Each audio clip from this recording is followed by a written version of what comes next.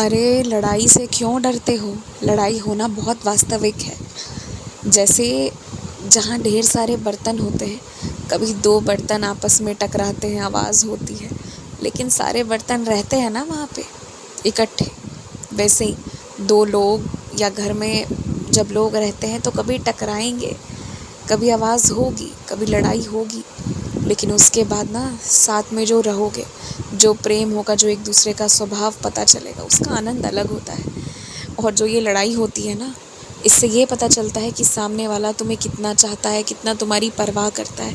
इससे ये भी पता चलता है कि सामने वाला ये भी चाहता है कि कब तुम उससे डरो, किस चीज़ में तुम अनुशासन रखो, किस चीज़ के लिए वो तुम्हें ढिलाई दे रहा है, ये सब भी पता चलता है। और पता है, जब तुम अपने हिसाब से जीते हो, सिर्फ अपने ख्यालों में या अपने बनाए नियम में, तो उसका आनंद होता है।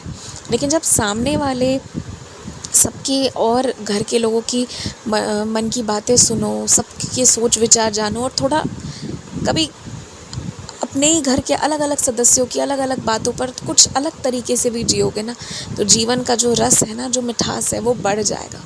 तो लड़ाई से कभी मत घबराओ, लेकिन हाँ, कुछ समय के बाद बहुत जल्दी मान भी जाओ। लंबे समय तक रूठे मत रहो। अब ये ना हो कि 24 घंटे तक रूठे हुए हैं।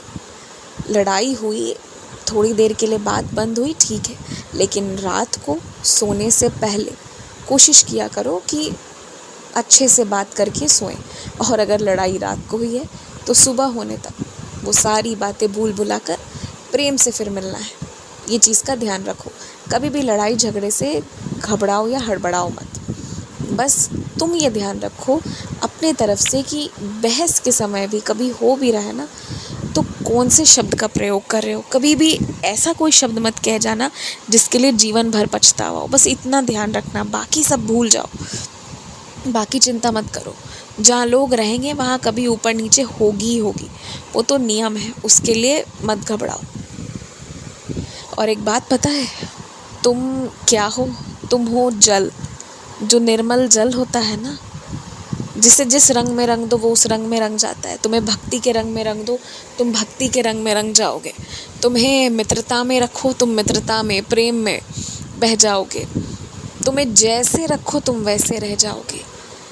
लेकिन इन सारे चीज़ों में रह कर ना, तुम अपने अस्तित्व को मत भूल जाना कि जल को कितने भी रंगों में रंग क्यों ना दिया जाए, लेकिन सबको जल चाहिए रहता है। वो रंगी हुई चीज़ें, वो रंगे हुए शरबत थोड़ी देर के लिए प्यास बुझाएगी, लेकिन अंततः जल ही चाहिए होता है। जैसा था बिल्कुल वैसे ही चाहिए होता है।